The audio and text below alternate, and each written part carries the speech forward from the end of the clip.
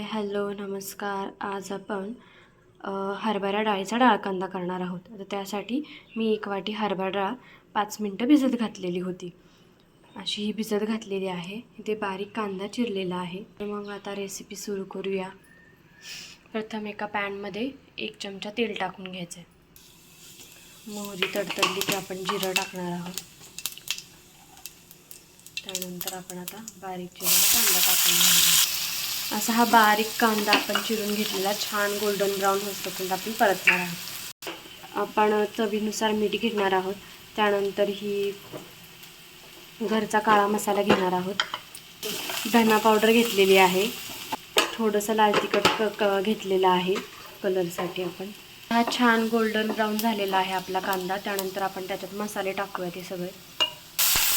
त्यानंतर आपण जी भिजवलेली हरभरा डाळ ती टाकून घेऊया त्यामध्ये. आता हे सर्व साहित्य छान परतून घेऊयात. आता यामध्ये थोडंसं आपण डाळ शिजण्यापुरतं पाणी टाकून घेणार आहोत.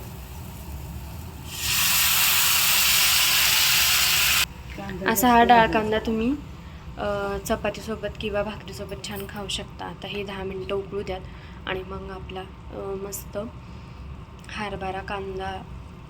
हरभऱ्याच्या डाळीचा डाळ कांदा मस्त तयार आहे. व्हिडिओ आवडला असल्यास लाईक शेअर आणि सबस्क्राईब करा.